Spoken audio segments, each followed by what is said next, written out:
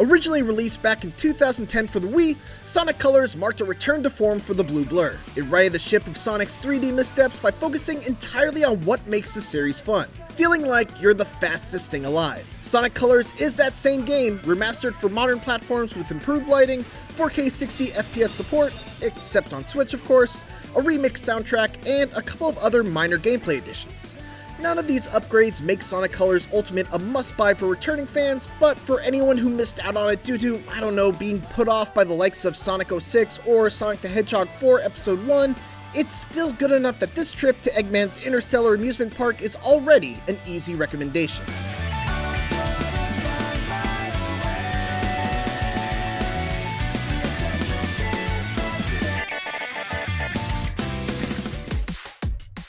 Regardless of whether you've played before, the story of Sonic Colors won't be a surprise to anyone. Eggman is up to no good, seeking to harness the power of alien energy to fuel a mind control weapon, and it's up to Sonic and Tails to stop him. Sonic! The plot obviously isn't what anyone's here for, but at least it's well acted and sprinkled with a few chuckles here and there, especially thanks to Cubot and Orbot, Eggman's two robot henchmen who have their own little running gag of Cubot's voice chip constantly getting damaged and replaced, much to the chagrin of Eggman. Y'all want fries with that? I reckon that hurt a bit. What is important about the story, however, is that it introduces the Wisps, the small, multicolored aliens that Eggman is hunting down. These Wisps are the main thing that separates Sonic Colors from every other mainline console Sonic game, both past and present. Think of them as transformation power-ups along the lines of what you'd find in a Mario game like Mario Odyssey, only you get to choose when you activate their powers. Pink Wisps can turn you into a spiked ball that allows you to cling to walls, yellow ones turn you into a drill that can dig underground, and teal Wisps turn you into a laser that can bounce off prisms and travel at the speed of light. They're unlocked as you progress through Sonic Colors, but you can always revisit old levels and replay them with Wisps that you unlocked later on to access new paths, which is actually something that we'll circle back to.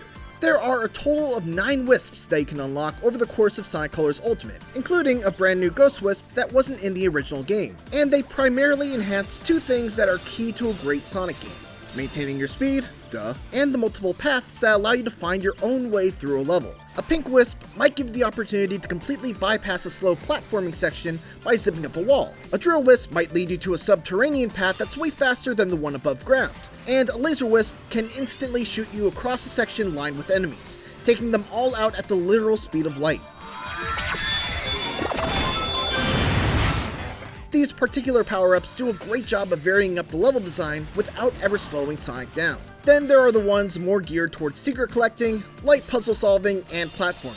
And while these are certainly less exciting than the ones built around speed, they still make exploration and revisiting levels with new powers a lot of fun, as they can help you discover new paths that dramatically change the flow of a level, and even help you improve your time or score. The new Ghost Wisp is probably the weakest of the bunch, as it's really only used to mix up the locations of some hidden red rings compared to where they were in the original game. With it, you can float through walls by pulling yourself to an anchor point, and, well, that's about it.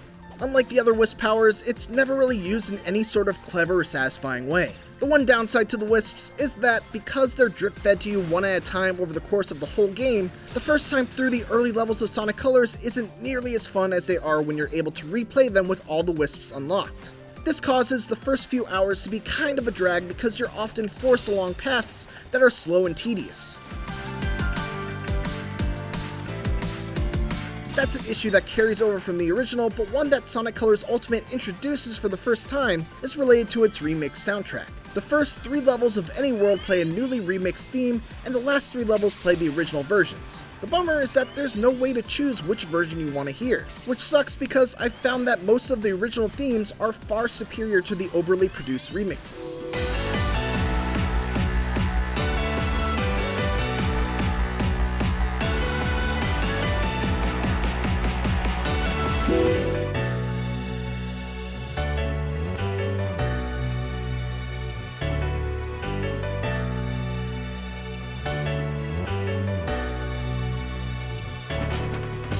The soundtrack is still great all around, don't get me wrong, but it seems strange to have both versions and not give you the option of selecting which one you want to hear on a given level. The other big gameplay addition is a Rival Rush mode that allows you to race against Metal Sonic in what is essentially just a dressed up time trial.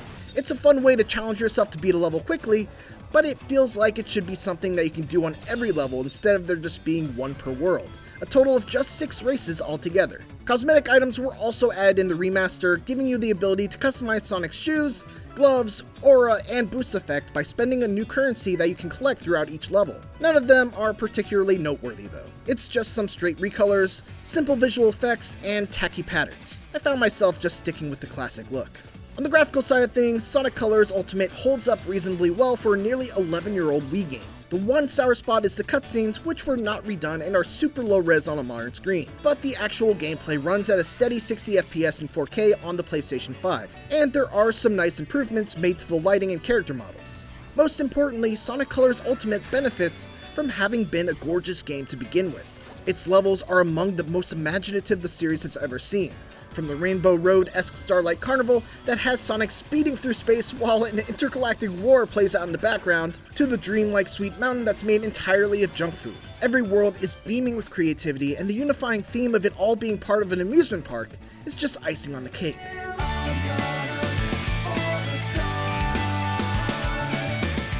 As a remaster, Sonic Colors Ultimate throws in a decent amount of new stuff, but nothing beyond the frame rate and resolution bump really add up to anything that elevates the experience beyond what it was on the Wii.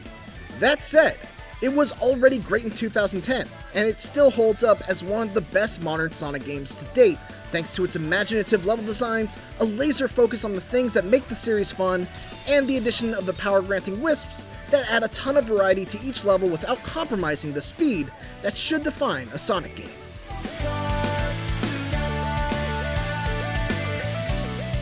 For more Sonic Colors, make sure to check out the first minutes of the game, along with our original review of the Wii game. And for everything else, keep it here on IGN.